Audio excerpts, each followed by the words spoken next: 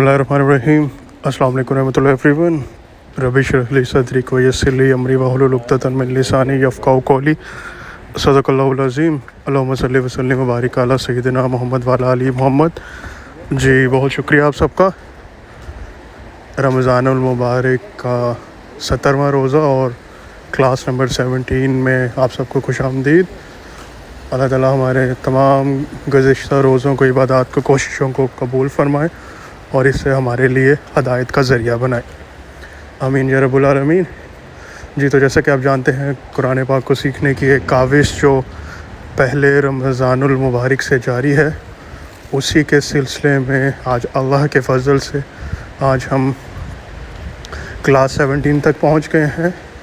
तो इंशाअल्लाह ताला बहुत जल्द इसको मुकम्मल करेंगे रमज़ानुल मुबारक में ही, with the grace and blessings of अल्लाह इंशाअल्लाह।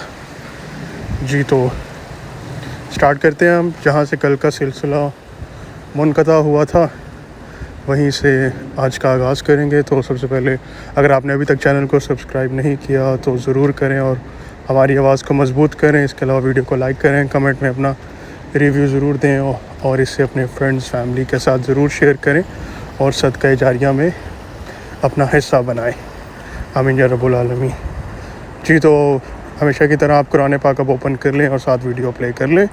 अब वहाँ से मैं आपको सूरा का नाम बताऊँगा, आयत की नंबरिंग बताऊँगा, तो आप वहाँ से पहले उसकी अरबिक पढ़ें, तर्जुमा पढ़ें और देन इस वीडियो को प्ले करें, ताकि जो आपने पढ़ा है उसको मैं आपको आसान लफ्ज़ों में समझा सकूं।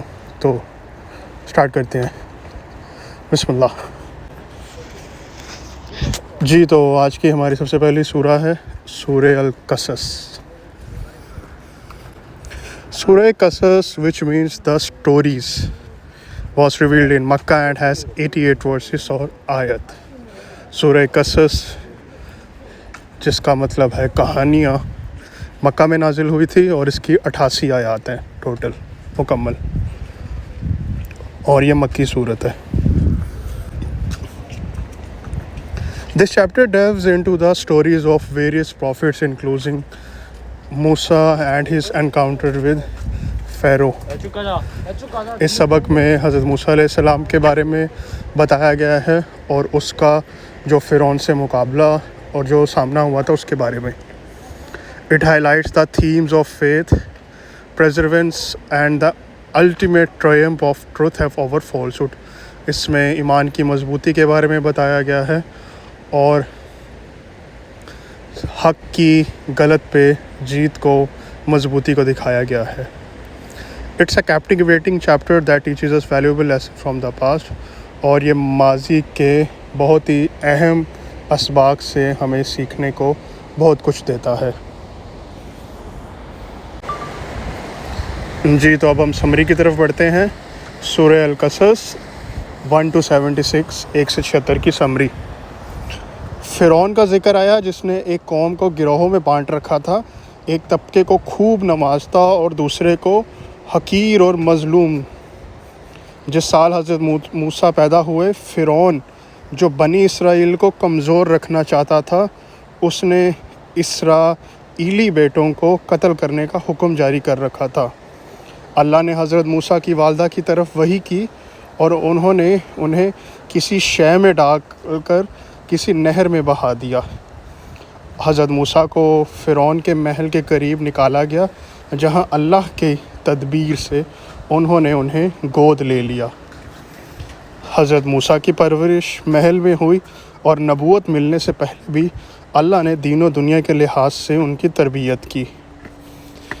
अब जवानी को पहुंचकर शहर आए, किसी झगड़े में कुप्ता कौम का एक फ़र्द उनसे कत्ल हो गया। अगले दिन ये बात फैली तो उनको सज़ा के डर से वो इलाका छोड़ना पड़ा। वहाँ से फ़रार होकर मुदय्यन के इलाके में पहुँचे। इस बेसरो समानी की हालत में उनके मुंह से दुआ निकली, ए अल्लाह, जो खैर तू मेरी तरफ नाजिल करे, मैं उसका शदीद मोहताज हूँ। उन्होंने इंसानी हमदर्दी के तहत 2 लड़कियों की मदद की और बाकी तमाम मर्दों की मौजूदगी की वजह से अपने मवेशियों को पानी नहीं पिला सकती थी। یہی سبب بنا کہ ان لڑکیوں کے والد نے کچھ سال اپنی خدمت کی شرط پر ایک بیٹی کا نکاح ان سے کر دیا، اور یہ مدت ختم ہونے کے بعد حضرت موسیٰ وہاں سے اپنے گھر والوں کے ساتھ چل دیے۔ راستے میں آگ نظر آنے پر اس کی طرف پہنچے۔ وہاں اللہ نے ان سے کلام فرمایا اور نبوت اور رسالت کی ذمہ داری کے تحت آل فرعون کو دعوت دینے کے حکم کے ساتھ بجانب مصر روانہ کیا۔ انکار کرنے والوں سے فرمایا، تم قرآن سے زیادہ کوئی مستند یا ہدایت دینے والا کلام کیوں نہیں لے آتے؟ اگر ایسا نہ کر سکو تو جان لو کہ علم و ہدایت کو چھوڑ کر خواہش نفس کی پیروی کرنے والے کی گمراہی یقینی ہے۔ اب ایک عیسائی وفد کا ذکر آیا جس نے دعوت قبول کی اور پھر لوگوں کے طعنے اور فکروں کی کوئی پرواہ نہ کی۔ آگے بڑھیں گے، لاسٹ ہے 76 سے سمری۔ پرواہ نہ کی، فرمایا ان کے لیے دوہرا اجر ہے۔ یہ وفد حبشہ سے آیا جنہیں دین چھوڑنے کے طعنے دیے گئے، دنیا کی زندگی صرف ایک خاص مدت گزارنے کا سامان قرار دیا، اس کے علاوہ اس کی کچھ حقیقت نہیں۔ وہ اشخاص کا تقابل کیا کہ اگر ایک آدمی کو ہم دنیا کا خوب ساز و سامان دے دیں اور وہ اپنا وقت معین گزارنے کے بعد قید کی صورت میں ہمارے پاس آیا، یہ بہتر ہے یا وہ شخص جسے آخرت میں اچھا صلہ ملے؟ انسانوں کو ایک بات پر غور و فکر کی دعوت دی کہ اگر اس کائنات کو بنانے کے پیچھے ایک حکیم ہستی نہ ہوتی تو ہو سکتا تھا کہ اس پر رات ہی رات رہتی یا اس کے بعد رات نہ آتی۔ یہ تو اس اللہ کا نظام ہے جس نے انسان پر کرم کر کے انہی کے مطابق یہ نظام ترتیب دیا۔ اب کاروں کا ذکر آیا جو وقت کے حکمرانوں کے ساتھ مل کر خوب دولت جمع کر چکا تھا۔ اس کی قوم پر حکمران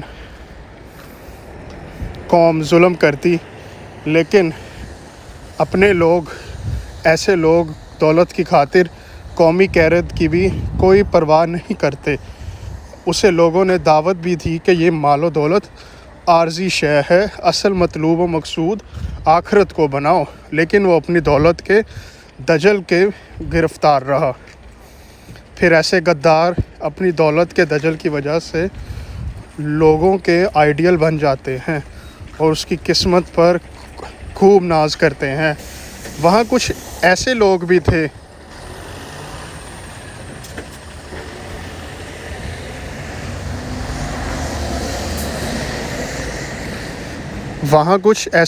تھے جو حقیقی علم سے واقف تھے۔ وہ سورہ کہف میں مذکورہ غریب دوست کی طرح اس کی نمائش کے دجل سے متاثر ہوئے بغیر حق کو واضح کرتے۔ اس کے ہلاک ہونے کے بعد پہلے قسم کے لوگوں کی بھی سمجھ آ گئی کہ دنیاوی مال و دولت کسی کی راہ راست پر ہونے کی دلیل نہیں۔ That's all. اب ہم آگے بڑھیں گے اگلی صورت پہ۔ ڈسٹورشن کے لیے معذرت۔ سورہ العنکبوت۔ سورہ عنکبوت which means spider۔ سورہ عنکبوت کا مطلب ہے مکڑی۔ was revealed in مکہ میں نازل ہوئی، تو سورہ عنکبوت مکی صورت ہے۔ it has total of 69 verses اور آیت، اور اس کی ٹوٹل 69 آیات ہیں۔ This chapter emphasizes the importance of patience and trust in Allah during times of difficulty۔ یہ صورت، یہ سبق ہمیں صبر کی اہمیت اور اللہ پہ بھروسے کی اہمیت بتاتا ہے مشکل وقت میں۔ It serves as a reminder that Allah's help and guidance are always there for us even in challenging situation۔ یہ ہمیں بتاتا ہے کہ اللہ کی مدد ہمیشہ موجود ہوتی ہے مشکل حالات میں۔ It's a powerful message of faith and perseverance, اور یہ ایمان کی ایک بہترین شکل کا نمونہ بھی ہے۔ سورہ العنکبوت سمری، فرمایا لوگوں کو یہ غلط فہمی ذہن سے نکال دینی چاہیے کہ ایمان کا زبانی دعویٰ کر دینا ہی کافی ہے اور ان کے دعوے کی آزمائش نہ کی جائے گی۔ ایمان کے دعوے پر آزمائش ہم نے ان سے پہلوں کی بھی کی اور ان کی بھی ہوگی۔ مکہ کے اندر اپنے ہاتھ روک کر سورہ نساء دعوت دیتے رہنے اور آنے والے ظلم پر صبر کرنے کو جہاد قرار دیا۔ فرمایا کو یہ نہ سمجھے کہ ایسا کر کے کسی پر احسان کر رہا ہے، تو انسانوں کے اپنے بھلے کے لیے ہے۔ نیکی کے راستے پر آنے والوں کو شیطان ایک دھوکہ یہ دیتا ہے کہ بابا ابھی تم کیسے اتنا نیک بن سکتے ہو، ابھی پیاز کے نہ ختم ہونے والے چھلکوں کی طرح ایک ایک کر کے اپنی برائی ختم کرو۔ اللہ نے وعدہ کیا ہے کہ جو عمل اور صالح عمل کے راستوں پر آئے گا ہم اس کی برائیاں نامہ اعمال اور نامہ کردار سے جھاڑ دیں گے۔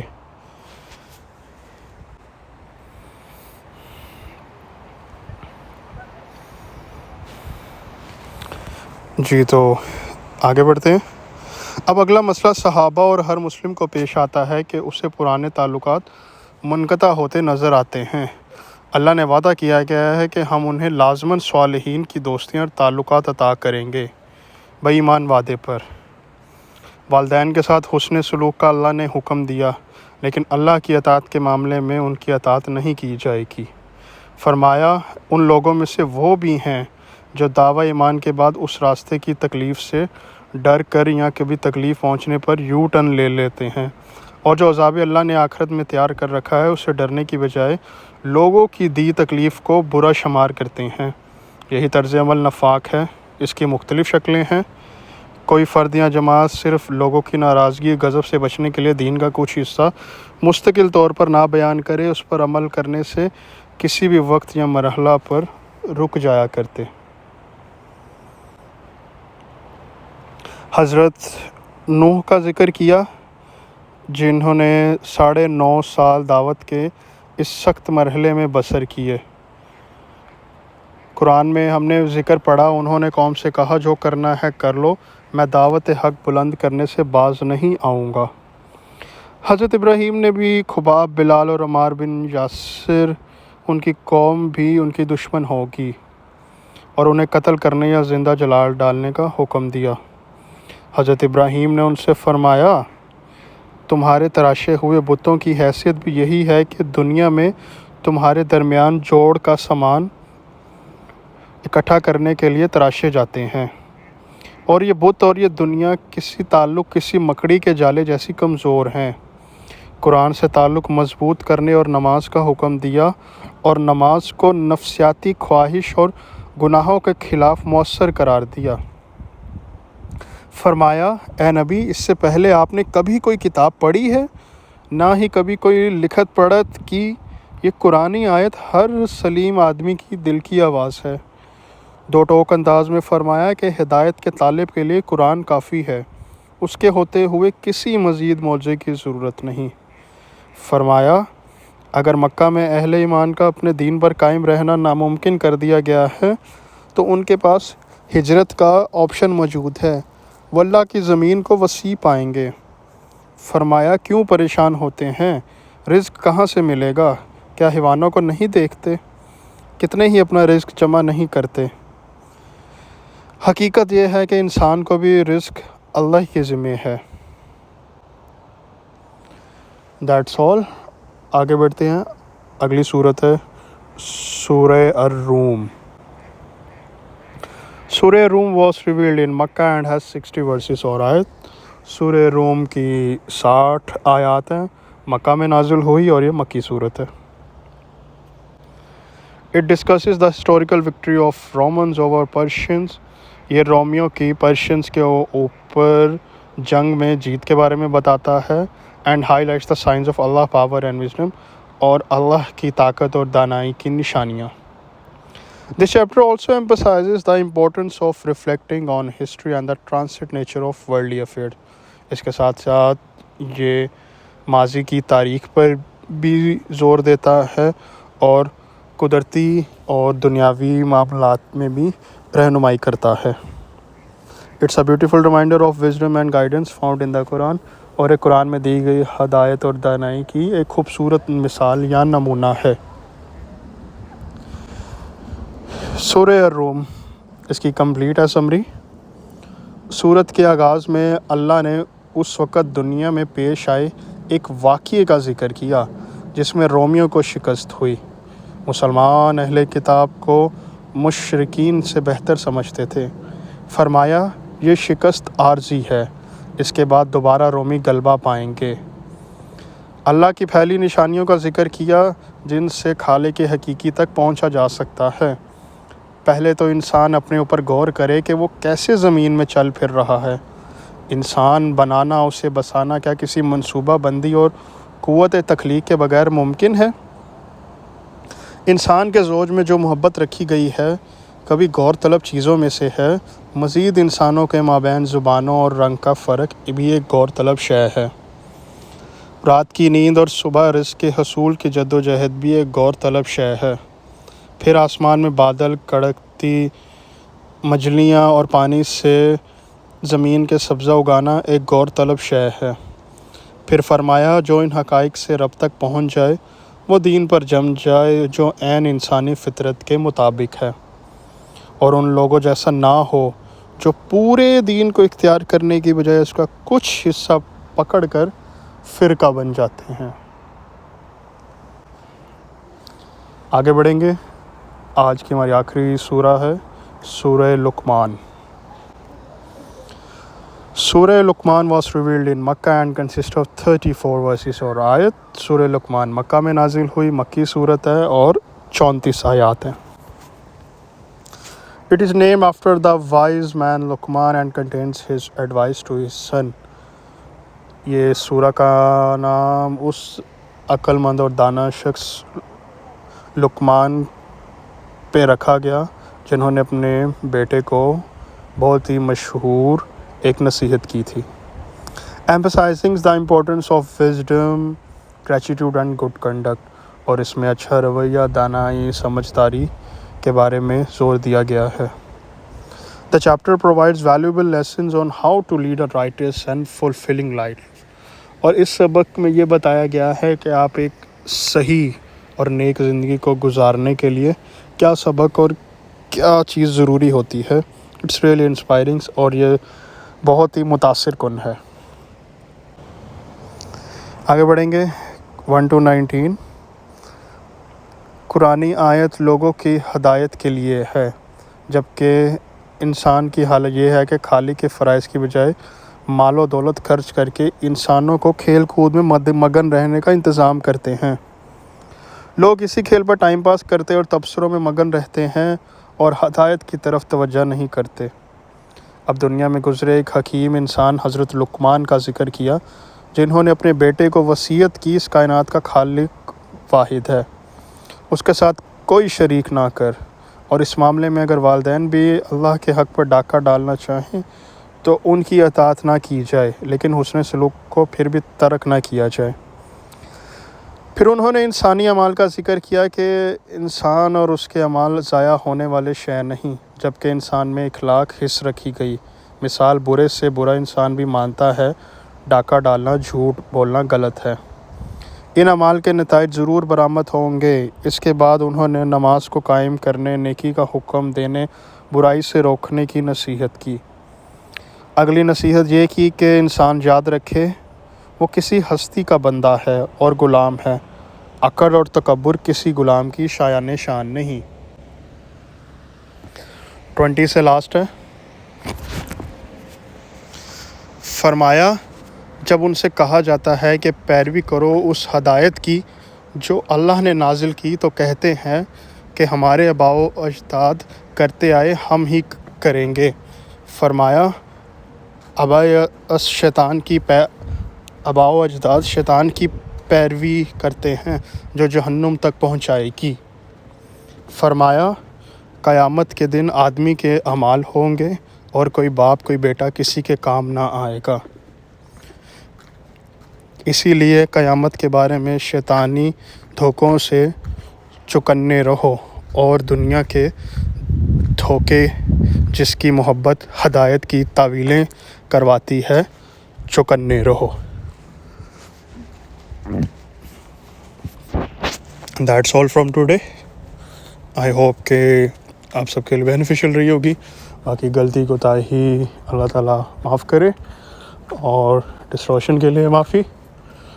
باقی اس امید کے ساتھ کہ اللہ تعالیٰ ہمارا یہ سیکھنا سمجھنا پڑھنا بولنا سننا قبول فرمائے اور اس سے کے ذریعے ہمارے لیے ہدایت کا راستہ کھولے۔ آمین یا رب العالمین۔ اگر آپ سے کوئی کلاس مس ہو گئی ہے تو چینل پہ جائیں اور ضرور وزٹ کریں تاکہ آپ کو اچھے سے قرآن پاک سمجھ آ سکے انشاءاللہ تعالیٰ۔ تو سی یو آل انشاءاللہ in class 18۔ Till then take care. السلام علیکم رحمۃ اللہ وبرکاتہ۔